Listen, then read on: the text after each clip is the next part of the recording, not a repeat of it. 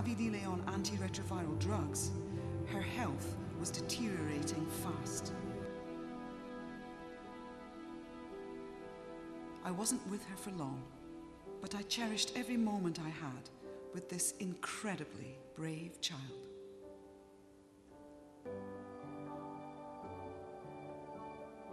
A few months later, I went back to South Africa, and I desperately hoped I would see Avi again. This is what we found. Hello, my. Hello. Hello. Oh my God. The drugs had worked. Oh, she looks so. Oh, doesn't she look fantastic? Oh, sweetie. I just didn't want to let her go. This little girl who had been so close to death just months earlier. Those wonderful doctors at the hospital got her on the road to recovery. And Treatment Action Campaign, TAC, a project passionate about these issues, are well and truly involved in her life. It was too late to save her mum, but it's not too late for Avi Lilin.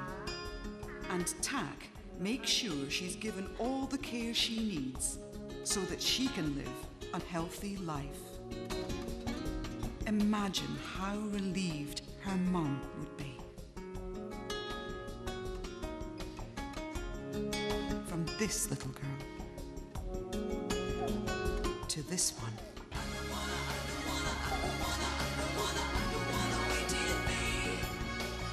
The right medical care and attention can transform the life of someone with HIV/AIDS.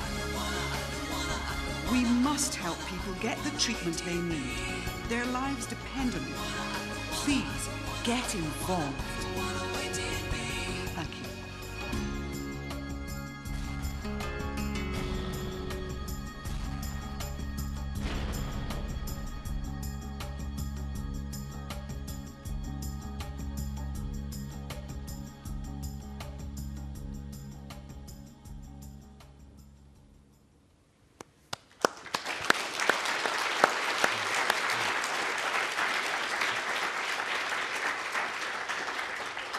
Well, these are extraordinary films. I'm sure everyone would agree. I think one of the things that I'd like to ask you, first of all, is about, but this is, after all, we're discussing development of emerging markets, and it's right and salutary to remember that at the same time as all the opportunities we're discussing, this is the sort of serious human issue that exists. But what about businesses' role in solving HIV, AIDS, and other issues? In South Africa, of course, where you do a lot of your work here, there are examples of companies. One that I know about, Anglo American, big mining company, which has a very, I think, enlightened program on AIDS education and treatment, no doubt for good altruistic reasons, but also for selfish reasons, I think, admittedly, because it prolongs the life of their workers, so it can be in the interests of business to get involved. Do you see much of that happening, and how could more of it happen? Well, absolutely, that makes complete sense, because when you've invested your time, energy and money into educating and training workers and children, then you will hope that they're not going to die instantaneously. And this is what is happening. It isn't just something that is only, AIDS has no boundaries, actually, and it's happening throughout the whole society. And as the story of Kanye proves, there was a very bright little boy, 8 years old. He had a certificate, and he was vivacious and talented.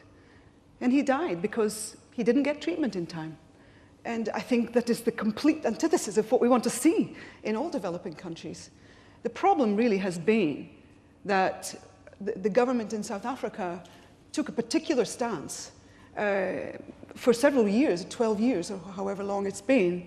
And so really the new government has a different attitude, in yes, fairness, I'm doesn't coming it? to that.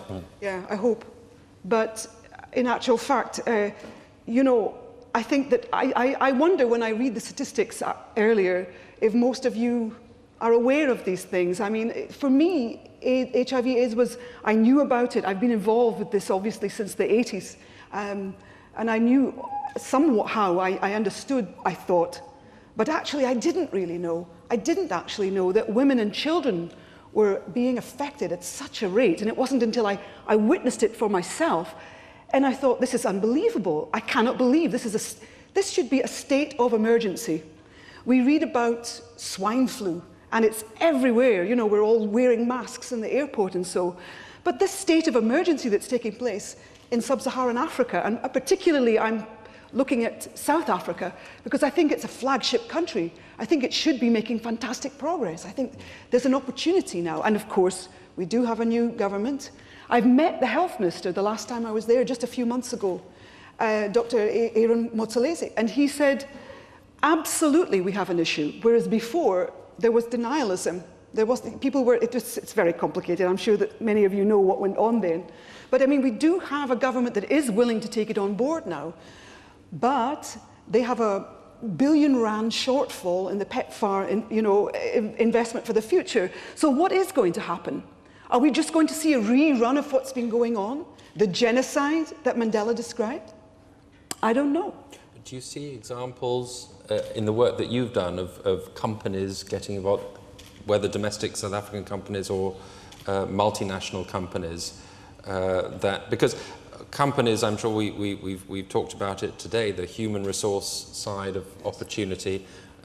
Talent is an issue that was discussed here quite a lot yesterday, the search for talent. Well, if your talent is dying, as you say, that's no good to anybody. Absolutely. It must be in the corporate interest to address this too. Yes. Are there examples, though? That's what I'm asking you out there. Do you see I believe examples? I think you quoted it earlier to me when we were chatting. You talked about a mining corporation that actually had invested in their workforce, and it does make a huge difference.